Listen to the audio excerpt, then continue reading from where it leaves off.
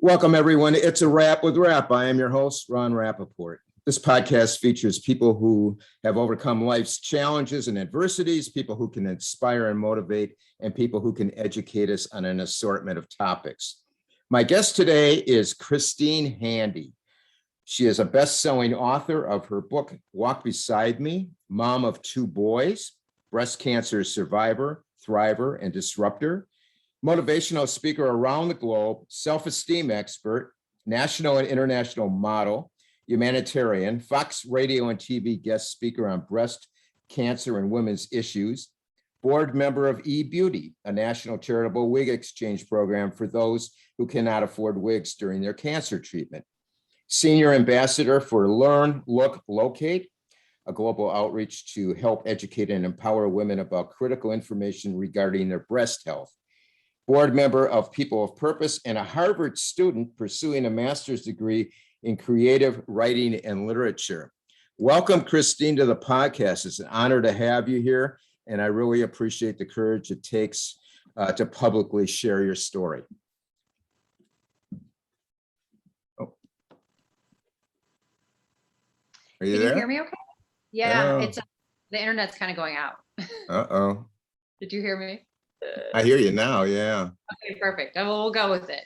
Yeah, no, it's a pleasure to be here. Thank you for having me. Well, it's our honor. Let's start at the beginning, Christine. Tell us where you grew up and when did you start modeling, and was it your idea to model? Yes, it was my idea. Actually, I had to push hard with my family, my parents. I started modeling when I was 11, and I grew up in St. Louis. Born in Chicago, but grew up in St. Louis. So what was life like as a child model? Was there a lot of pressure on you to perform well, and how did that affect you? Yeah, I mean, I think the industry is a performance-based industry, and it's also very transactional, which I soon found out. Not maybe necessarily at 11, but definitely well into my teens, I realized it was very transactional, meaning like if a photographer would say, well, if you do this for me, for this client, then I'll do this for you and get you a different client. And so I kind of thought the whole world worked that way because that's all I knew at a young age. Yeah. And so by the time I was, modeling in, Spain and at 22, that's just how I lived my life. It was very transactional. And it wasn't until much later that I realized that my life couldn't really be transactional anymore. It wasn't a way to live. And yes, there was a lot of pressure as well, not only personally, but for the most part on my physical appearance. And so we weren't allowed to cut our hair. We had to have the same hair color, haircut. We were weighed in. Now this is back many, many years. This is 40 years ago. That would never happen now. But we were weighed in, and there were a lot of rules. And so that's just kind of what I got used to. And I was always a rule follower. And so I had a very strict regimen. I worked out. I was very strict about my diet, and that just, kind of how my life transformed. Well, take us up through your college years. Tell us about your modeling career and your life after college, and what was your life like up to age 35? So in my college, I ended up going to a college in Dallas because I wanted a bigger market, right? So I grew up in St. Louis, and I worked for a great agency called Talent Plus. And so by going to a bigger market, I had a bigger opportunities, right? Right. And so throughout college, I was also modeling, and I wasn't sure what I was going to do after college. But when I did graduate from college, that's immediately what I did. And I kept modeling, and I actually didn't try to do anything else. And so I continued my career, and then I met a guy and I got married. And at age 28, I had my first son. And then at age 30, I had my second son. And so, but throughout those years, even when I was 3 or 4 months pregnant with my first son, I wasn't showing at all. And I got this big campaign with Just Add Water to do billboards for them.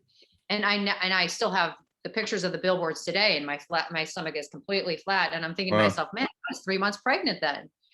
But so until I was 35, it was really one of the loves of my life, to be honest with you, was my career. And I would be considered a working model. And still to this day, I would be considered a working model.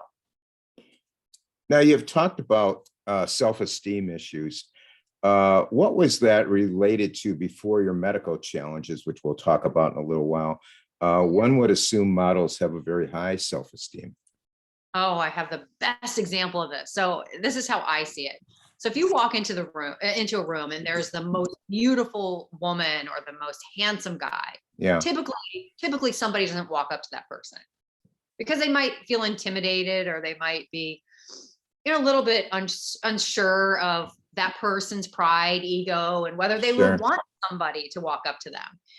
And I feel that way with my group of friends who I've modeled with, even back then or now. And we were always the person that people didn't come up to. And so not only is your self-esteem being questioned when you walk into the modeling agency and you're being measured and weighed and you sometimes I would go on jobs and the photographer or the client would say, she's just not the right look. And so there's Right. this constant criticism, right? But based on complete external, it had nothing to do with, who you were inside. Sure. And so that constant criticism, it takes a toll. And I didn't even realize it at the time. And so as these years were going by and I was still, showing up for all these modeling jobs, I wasn't realizing that my self-esteem was kind of getting destroyed.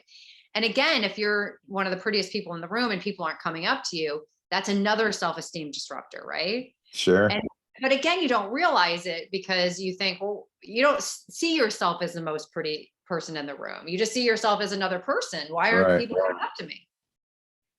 Well, that's interesting because as a guy, we always thought maybe the pretty girls knew they were, maybe they were pretty and all that. But yeah, that's interesting the way you phrased it. Well, and then people automatically think that person is not only does have a self-assured and high self-esteem, but prideful and arrogant, Yeah. and quite literally the opposite. Yeah. Not for all models, but for the general population. Yeah. So let's talk about the life challenges you faced. Can we talk about the anorexia? Sure. So I had an eating disorder starting probably at like age 13. And it continued throughout my modeling career until at about 21, it was controlling me. I thought I was in control with the eating disorder, and by 21, it was controlling me. And so I went home for summer from my SMU. I was between a sophomore and junior year at SMU, and I basically came home and said to my parents, "This is a problem for me, and I need to be hospitalized," which I was. And I stayed in the hospital for 30 days, and that really changed the trajectory of my life with my eating disorder. It really helped me. And Yeah. after that, I didn't, I mean, I think you always have for me, I probably have a little bit of an issue, like long term. I'm very careful about what I eat, but I'm still modeling, right? Right. Um, but in general, it helped me a lot. But I needed that 30 days in the hospital to retrain myself.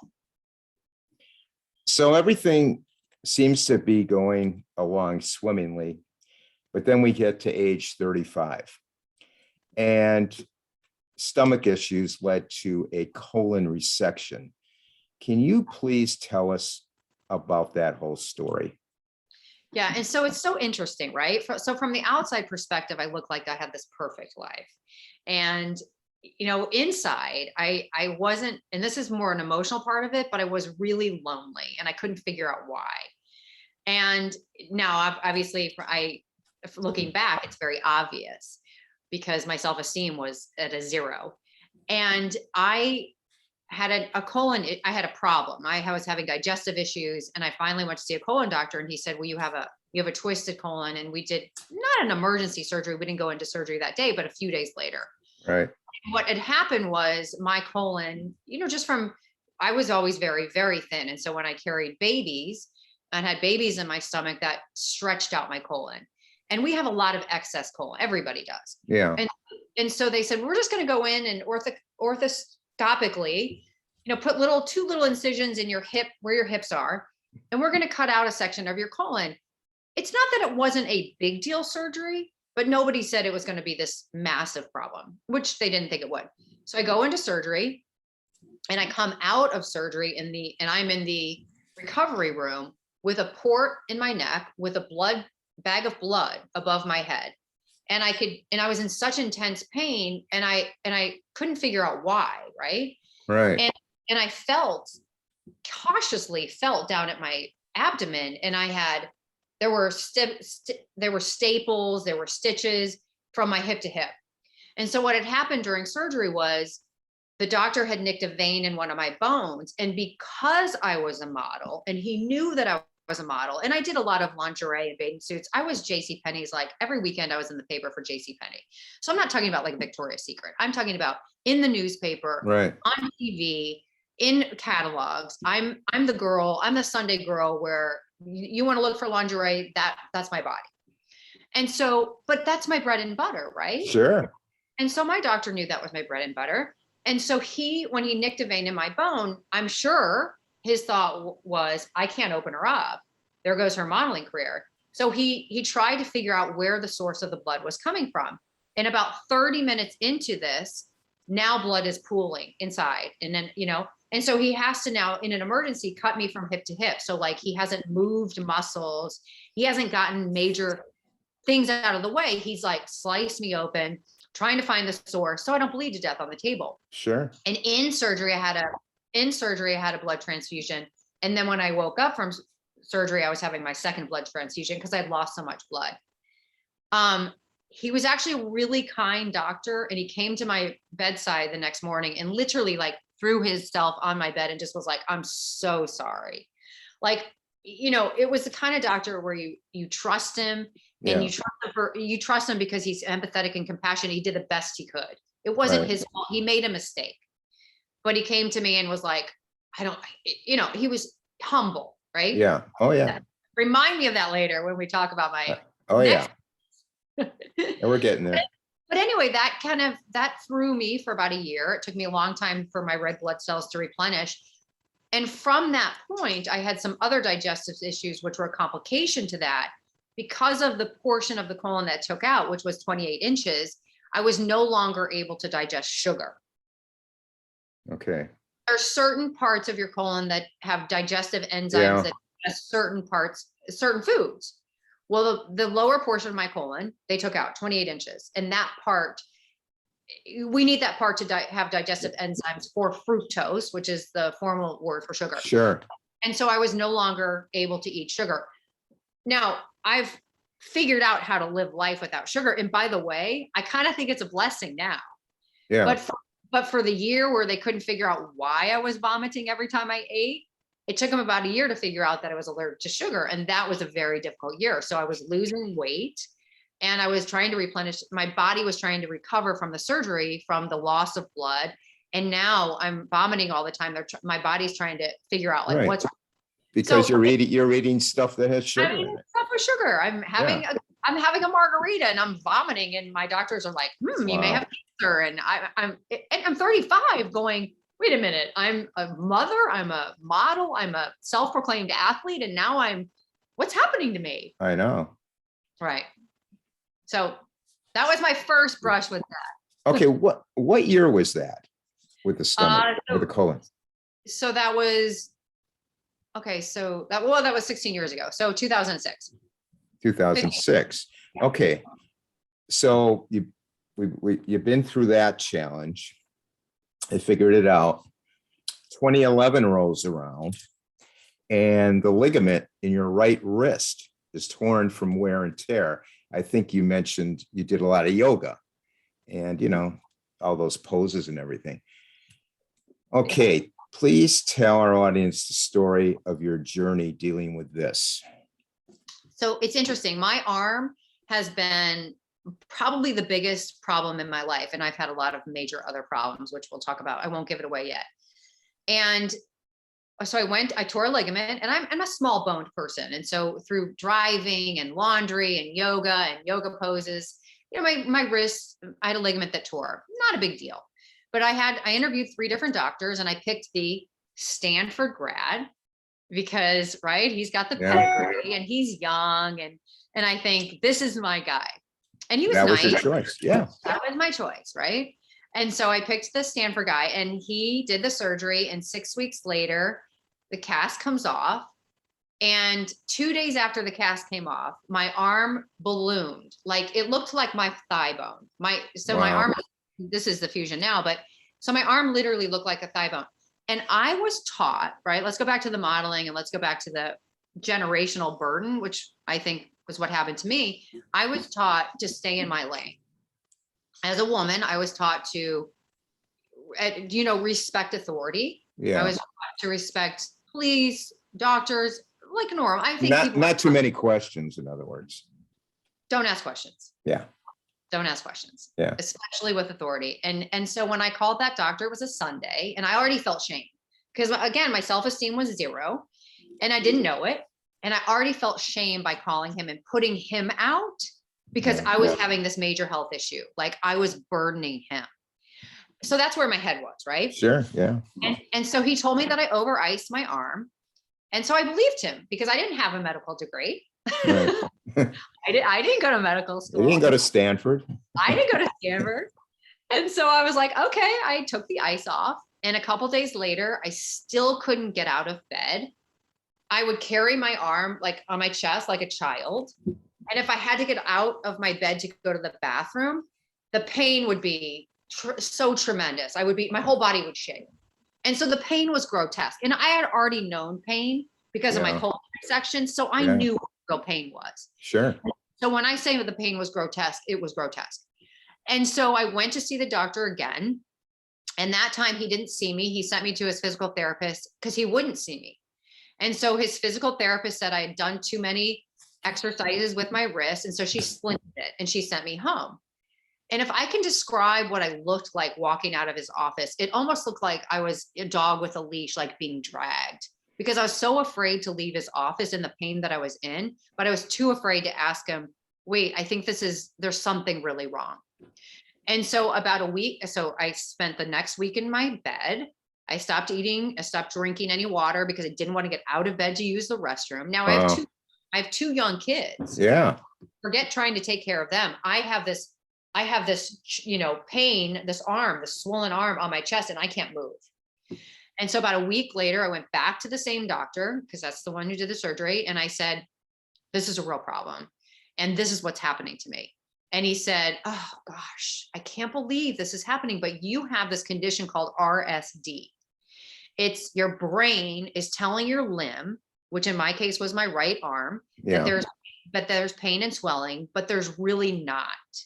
So I'm going to send you down to the first floor to a pain management doctor, and let's get her opinion. Okay. And she's going to give you pain medication. And I'm like, okay. I mean, I got this thing called RSD. So what do? I go down to the pain management doctor. She concurs with his diagnosis. And now I have 2 doctors who said, this is what I have. Right. And so you have a concurring diagnosis. So yeah, you believe it. Yeah.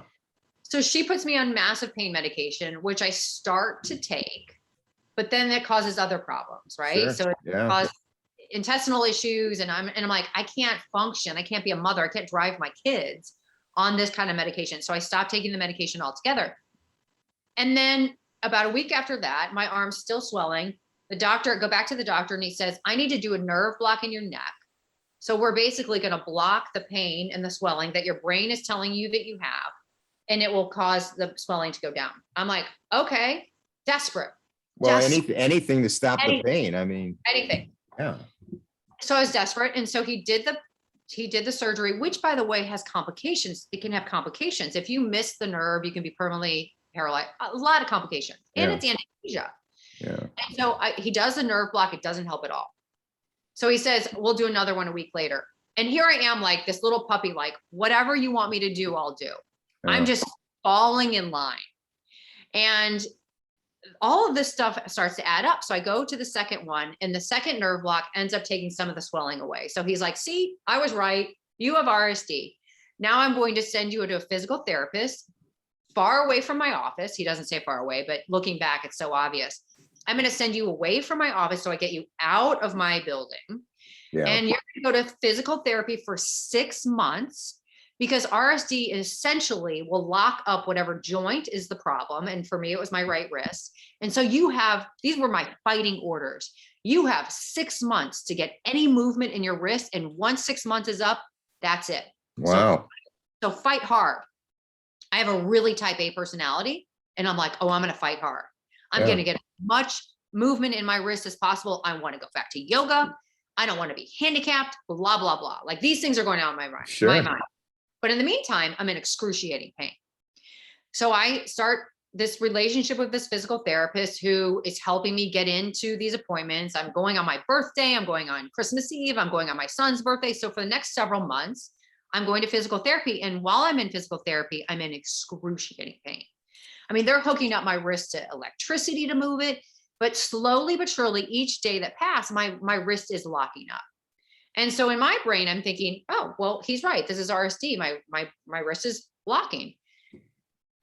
Ultimately, because we could talk all day about this, there were some things that happened. The doctor started to bully me. The doctor told me that my incisions from October, now this is like February, one piece of metal popped out of the incision. The incision wasn't closing. And that's like a red flag. That's like the red flag. Okay, infection. And I sent him an email saying, a piece of metal came out of my wrist. This is a picture of it. And he emailed me back saying, how do I know you didn't take that picture on the arm of an airplane? That's what his email said. That's unbelievable that he would say that. So he's bullying me and I don't even realize it. And so looking back, it's so obvious, right? Right. But the other thing about massive pain is that when you're in intensive pain, the only things you remember are the things that are most important. Sure. And the things that were most important to me were my children. And so I'm doing my best to try to take care of my children, and everything else is a blur because I'm just trying to get through the day in this pain. So I start to kind of get a clue that this guy may be bullying me. And about 30 days after that, so now another 30 days, I finally get up enough courage and say to my husband, I need to see another doctor. Because in the meantime, this doctor from Stanford had said, you don't need to see another doctor. You're fine. The surgery went fine. He called me a hysterical housewife. Wow. So again, and I'm thinking to myself, am I a hysterical housewife? Am I making this up? Is this in my head? Right? These are questions that I'm asking. Sure. And so ultimately I went to see a second opinion, and the man took one x-ray. That was it. And he came back into the room and he was pasty white. His whole face like a ghost. And he said to me, every bone in your wrist is broken and there's no cartilage left, which means you have a bone infection, and we're going to get you in surgery right now. Wow. And so I called and got my kids, play dates after school because I was going into surgery. And he went in and he dug out as much infection as he could, and he closed it up. And he basically said to me, these are your choices. Your wrist is destroyed. I would suggest you go to New York to this place called HSS. It's the best orthopedic hospital in the country, and see if they can do something. And so I flew up to New York, and I found a really compassionate doctor who would take my botched arm, right? Because a lot of doctors won't take other doctors' botched work, right? Because it's like a liability. So he took the job and he said, you have to have a full fusion, which means you have no function in your wrist. And he did. He fused my arm. He put a cadaver. He took my bones out that were destroyed. Yeah. He put a cadaver bone and a cadaver Achilles tendon and cadaver grafts, and took my wrist out. And I don't have a wrist. So my arm is fused. So like, I don't have a wrist. They just formed it. That looks like, so you can see it. Yeah. They formed it to look like a wrist, but there's no function. And so I became permanently handicapped immediately. Yeah. And then we'll get to the next part of the story. Yeah. So right around the time of your 6-week post-fusion checkup, now you're age 41. Right. You discover a lump in your left breast. Would you please share with us the story surrounding how you found out you had breast cancer? So I was in New York for my I was living in Dallas. So I flew up to New York for my 6-week post arm fusion appointment. And I'm in a cast from my fingertips to my shoulder. Yeah. So I'm staying at a hotel. And for the past 7 or 8 months that I had casts on before my arm was fused and right when my arm was fused, I would just get in the shower and I'd pour liquid soap over my shoulder and just let it wash down my body, because I had these casts on. So my arm was out of the shower. Yeah, it's difficult to shower. It was so difficult. So I would just use liquid soap. I pour it. So I'm in this hotel, and I call down to the front desk and I say, I need some liquid soap. And they're like, yeah, right, whatever. Use the bar of soap that's in your shower. I'm like, "Ah, okay. So I've got this huge heavy cast outside of the shower, and I'm trying to fumble with this bar of soap, which I dropped a couple times, right? And Yeah, then hey, that happens to everybody. I'm trying to get down, with this cast, and it's out of the shower, and I'm reaching down, getting this bar of soap, and I'm like, trying to wash, and I felt a lump immediately. Like it was, oh my God. So And maybe it's a good thing that they didn't bring up that liquid soap, literally, right? it's Yeah. so, it's incredible how that happened. And what a sad story, but also really powerful. And so 5 days later, I was diagnosed with breast cancer, an aggressive form. Now, I have no family history of cancer. I have no family history of breast cancer, and I do not have the breast cancer gene. So now I have gone from being literally a thriving mother, wife, socialite, model, to a sickly woman needing constant care and attention, who is now about to face 28 rounds of chemotherapy. And who knew how many surgeries, right? Right. And so I go meet with an oncologist, and now I have no faith in the medical system. I'm like, doctors are liars. Absolutely. I can't trust anybody. I'm certainly not going to trust a doctor. So I immediately walk into this oncologist's office, and the guy was so kind. And he said to me, I know about you. I heard about you. Let me see your fused arm. And so immediately he's like trying to soften me, right? Well, you made a connection. He made the connection. Yeah. And so I started to kind of allow him into my life. Yeah. And he ended up becoming an amazing doctor, and I really trust him. But we had to postpone chemotherapy for 30 days. Now, when you are diagnosed with cancer, the first thing you want to do is get out of you, right? Well, we share something. I had male breast cancer. I had no gene mutations or anything like that. So I know what you went through. Right. And exactly. so yeah. And the first thing is you see this, you got this growth in you. You Right. want to get it out. That's the first thing. And Exactly. of course, they don't schedule surgery the next day. You have to wait, and you're sitting there. Yeah, it's tough knowing that you have this growth in your body, and you want, they're not taking it out. Yeah. It's so bad. So they postponed it for 30 days. Yeah, because of what? The fusion? They said the bone grafts would dissolve. It would destroy the grafts. The chemo. Yeah. Yeah. Yeah.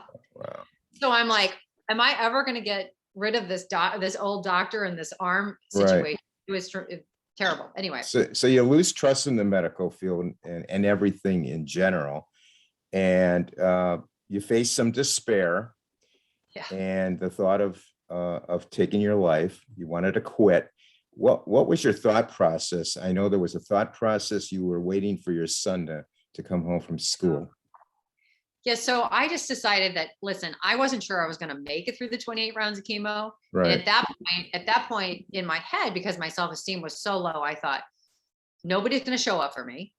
All my friends and family have just used their time, their resources to help me through the arm. And now I'm this huge burden. And now I'm going to have to ask people, which, by the way, it was so hard for me because my pride and my ego was getting in the way. I was too ashamed to ask for help. And I was like, not only can I not ask for help, I can't expect it. Because why would they show up for me? I'm going to lose my looks. All the value that I felt that I had in society, which was the external. Was about to be completely gone. Right. So game over for my value, and my worth in society was now going to be nothing. That's what I thought. Sure. That's and so because I was dependent on my external for 41 years. And so I started to tell my friends and family, you know what? I don't know if I'm going to get through the chemotherapy anyway. So I'm going to take myself out of the equation now, because I don't want you guys to continue to be burdened. I don't want my kids to continue to be burdened. I want, you guys will get over it. I just, in my mind, it wasn't rational, but I was rationalizing it, right? Yeah. When you go through trauma after trauma after trauma, you don't think clearly. Right. And so I thought it was normal. I thought my decision making was normal and logical, and it wasn't. Thankfully, I was waiting for my son to come home from boarding school to say goodbye. I wasn't going to tell him I was taking my life, but I was just going to say, I love you. I'm proud of you. All those things before I was going to take my life. And then he got delayed from coming home because he got in trouble at school. And then in the meantime, my friends and my family were pouring into me. They were saying that my value was not dependent on my external, and that my life was worth saving. And at some point, my story would be able to help other people. Until I believed in myself, they were going to stand rooted as the hands and feet for me. Awesome. And I was like, I didn't really believe them. And then they started to tell me that it would be a privilege to stand with me and a privilege to walk through this season with me. And I was like, really? Like, you just walked through this other season with me. Now you're going to walk through this with me. And they said, it doesn't matter the season, whether it's good, bad, ugly, or tragic or muddy, we're still going to walk with you. And that for me was so confusing because I had lived this transactional life. Yeah. And I wasn't able to do anything for them. And so my thought process started to shift. And I thought, they keep showing up. So the next weekend, my son got delayed again. And in the meantime, my friends are showing up every single day. And not just one or two, a lot. That's good. And so by the time my son came home, my friends had convinced me that my life was worth saving. And I started to believe it myself. And so that's when I started to fight for my life. And that's when I started chemo. And I was like, you know what? I'm all in.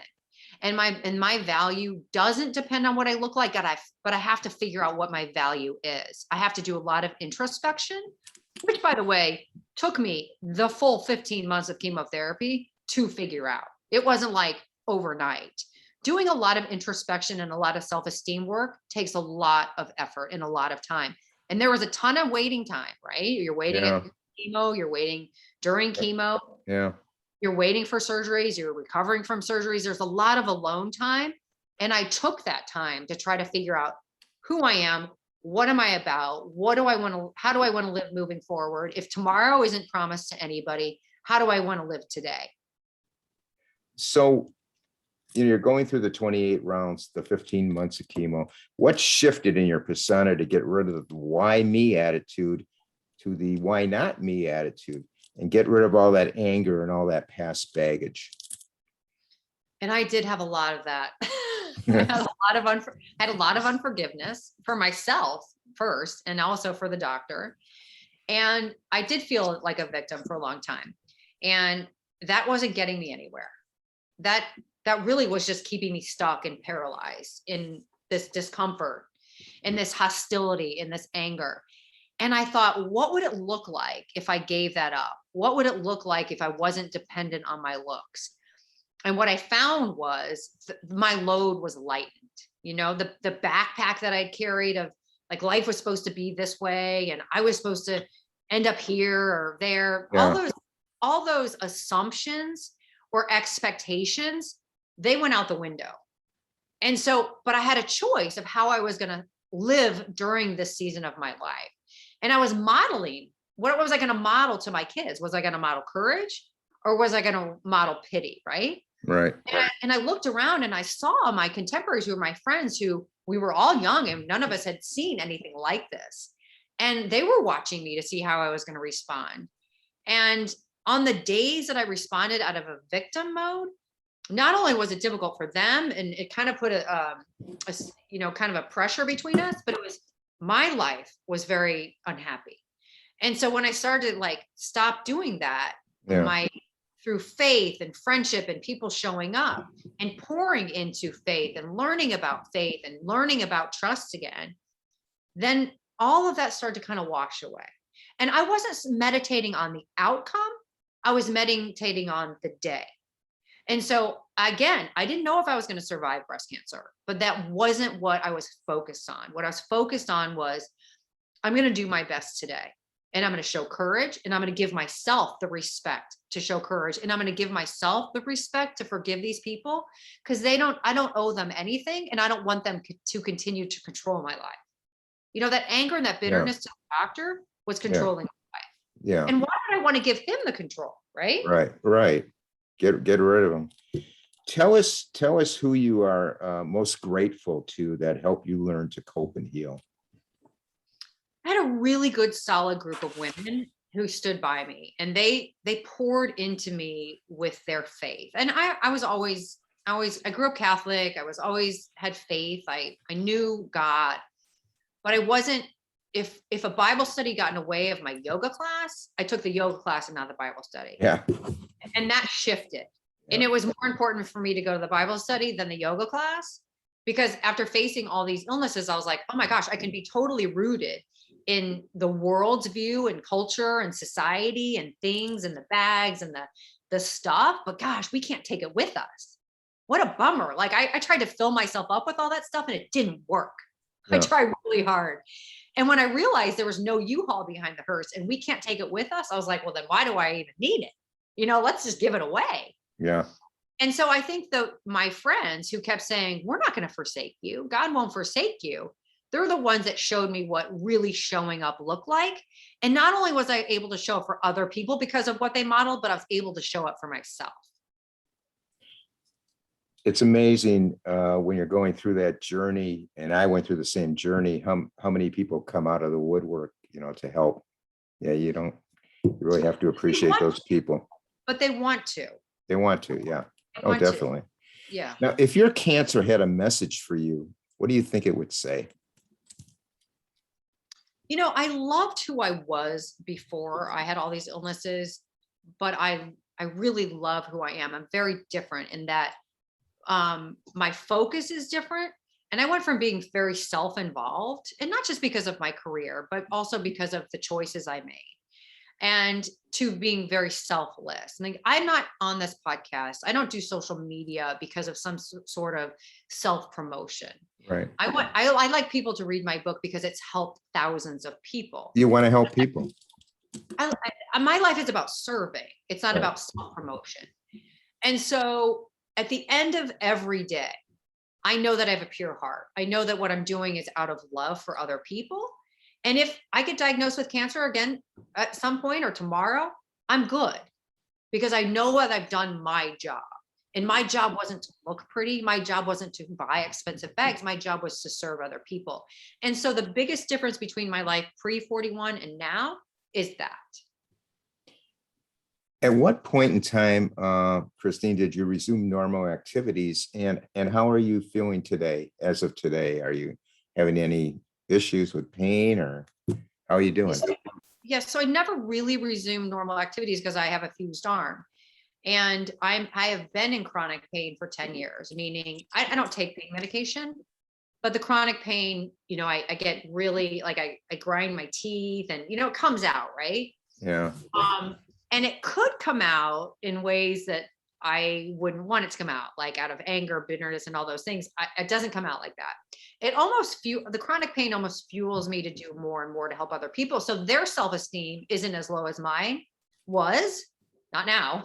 My self-esteem is unshakable, and so their self-esteem isn't cratered and crumbled, because if you're rooted in, what this world will give you, or accolades from society, or the modeling career, or like I said, materialism, you're going to have some really strong falls. Sure. But if you're rooted in self-assurance and self-esteem and faith, and whatever your faith looks like, if you're rooted in that, you're on solid ground. And so I need to be, I work on my self-esteem every day, and I try to help people with their self-esteem every day, because if your self-esteem isn't strong, the choices that you make will determine the future of your life. And that can be kind of scary. Yeah. Very good advice. Would you please tell us about your nonprofit work that you do? I know you're involved with ebeauty.com, Learn, Look, Locate, and People of Purpose. So, like I said, it's all about serving. And so if I can serve on these boards, which gives me great joy and also helps other people, like that's a win-win. So eBeauty is an incredible organization. When I was diagnosed with cancer and lost my hair, I was able to buy wigs, and I was able to look in the mirror and kind of resemble myself. Right. Yeah, sure. In fact, when my kids were around, they really wanted me to look like their mom. And so if I wore like a bandana, or if I didn't wear anything on my head, it really upset them. Okay. So having a blonde wig was important for them. But I also had the ability to afford one. A lot of women, more women than you can imagine, can't afford a wig. And so eBeauty distributes free wigs. And so we've partnered with L'Oreal, who gives us grant money, and we partnered with Paul Mitchell Salons, which their salons wash and style our wigs. And to date, we have redistributed over 55,000 free wigs to women all over the country. That's amazing. So that's one of the boards that I serve on. And then I also serve on People of Purpose. I've had the great fortune of being able to speak as a motivational speaker in prisons in Florida. And I spoke at a prison about 4.5 years ago. And I met this gentleman who'd been in the prison system for about 30 years. Well, since that time, he got out of prison about 3 years ago, and he reached out to me on social media. And he said, can we meet? And, let's meet for lunch. And I want to talk about this nonprofit I want to start. I want to change the landscape of recidivism in Palm Beach County. And I thought, well, why not, right? Go meet with him. So I went and had lunch with him. And since then, we've created this organization, he and I together, and we've created People of Purpose in Palm Beach County. And we have raised money, and we have compiled this amazing board of people who are so passionate about helping these inmates that come out. We help with paying their fines. We help to equip them, not by feeding them fish, but teaching them how to fish. And so we're trying to change the rate of recidivism in Palm Beach County, and that's People of Purpose.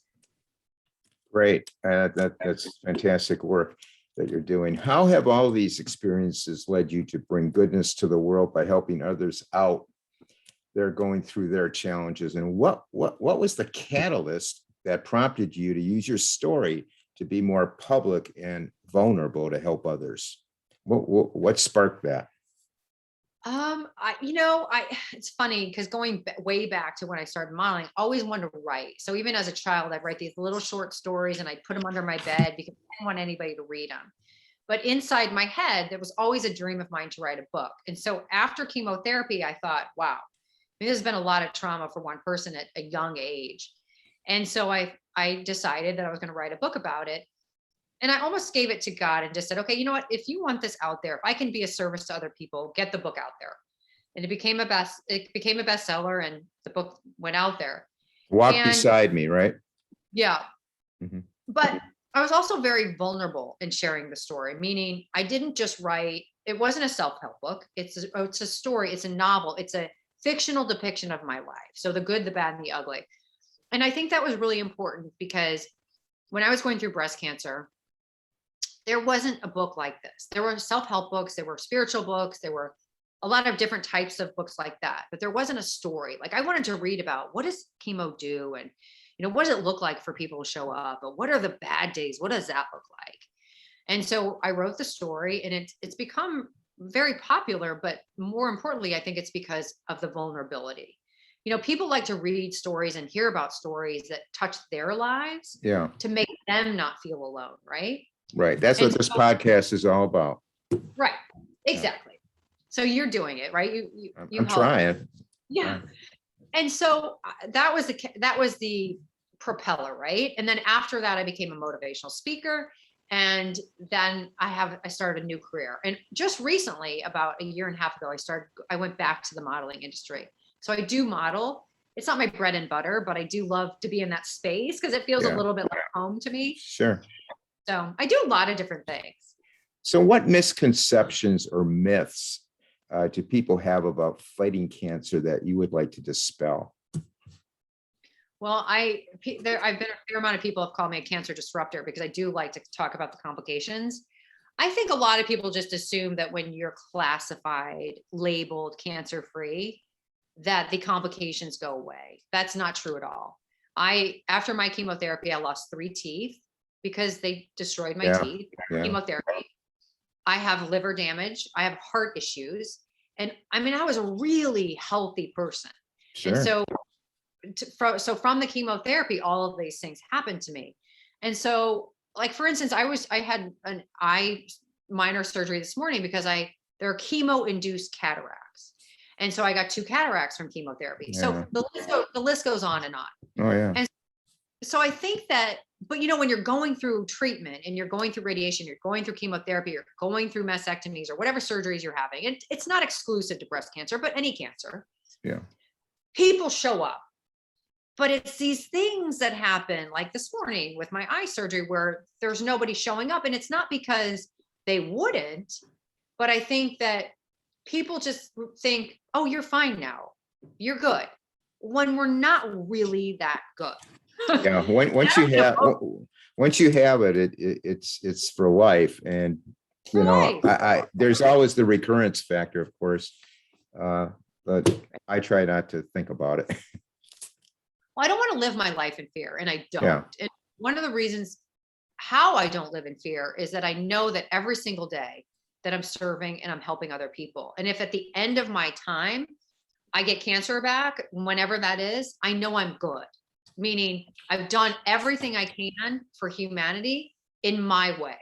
yeah, And you know, let's go back to self-esteem. There was a huge portion of my life where I felt like I didn't have a voice. And it wasn't that I sought out to have a voice when I wrote the book or to do these interviews, podcasts, and things like that. It wasn't because I was like, oh, you know, I deserve a voice. It was because I knew I had a story that could help other people, and I became that voice. And so at the end of the day, whatever the outcome is, which I'm not focused on, right? I'm not focused as how long am I going to live? I'm not focused on whether I'm going to get cancer back. I'm focused on today. What can I do today to help other people? And yeah. that takes the fear away. Are you planning on writing another book in the future? I did write another book. I'm in the graduate program at Harvard right now. Speaking of Ivy League schools, Yeah, I do. congratulations. Thank you. I'm getting my master's degree right now in creative writing and literature. And so I did write another book about 4 years ago.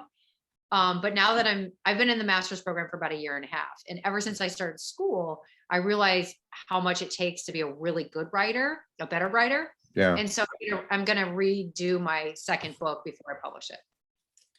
Christine, what excites you going forward in your work to help others? I think the most exciting thing for me on a day-to-day basis is just to see how I can lighten other people's. Yeah, I think